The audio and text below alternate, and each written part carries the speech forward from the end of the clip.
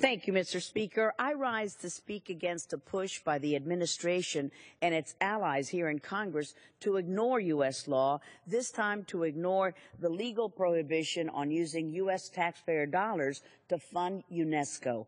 Frankly, it's an indictment against the administration and some of our colleagues that we have to go through this song and dance every year or whenever a funding measure is set to come to the floor.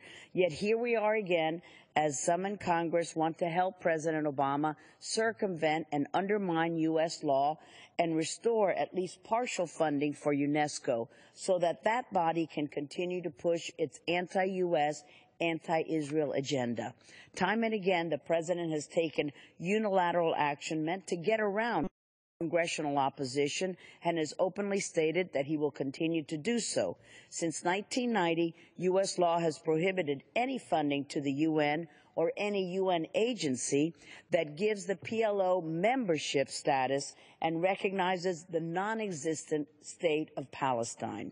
UNESCO was well aware of our laws when its members voted to include this so-called Palestine among its ranks, triggering the U.S. funding prohibition. President Obama knew this when he cut off UNESCO's funding in response because it is the law.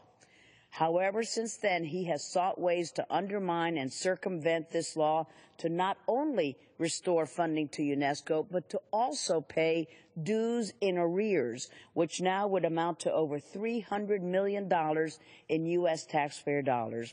This is the very same body that allows the likes of Cuba, the antithesis of freedom and respect for human rights and the rule of law, on its executive board.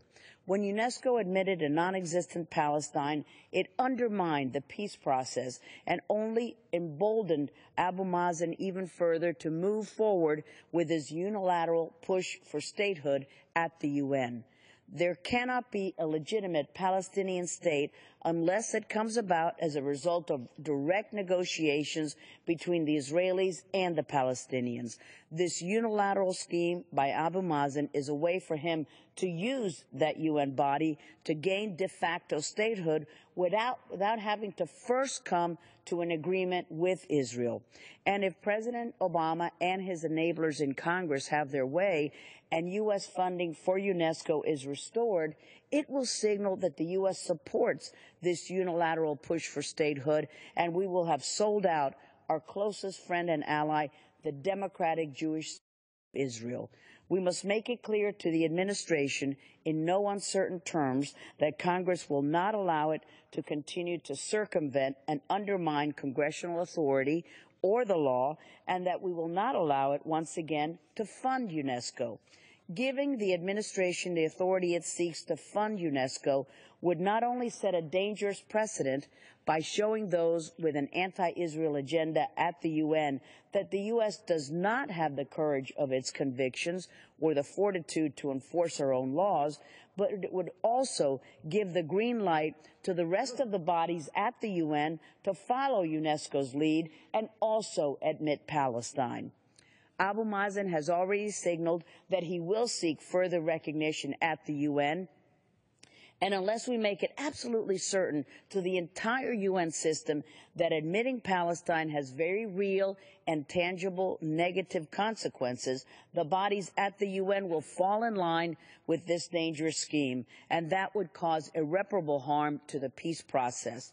Instead of President Obama looking for ways to spend hundreds of millions of taxpayer dollars at an anti-U.S., anti-Israel body at the UN in violation of U.S. law, the President should perhaps instead focus on institutions at the UN that do work and that are effective. This month, for example, the World Food Program, WFP, was forced to suspend its assistance to millions of refugees who fled the crisis in Syria and went to Jordan, to Lebanon, to Iraq, to Turkey. As a result, millions could go hungry as they are set to face the harsh winter. Our money would be better spent helping an institution we know works because it relies on voluntary contributions only, and we should be doing more to ensure that the WFP, the World Food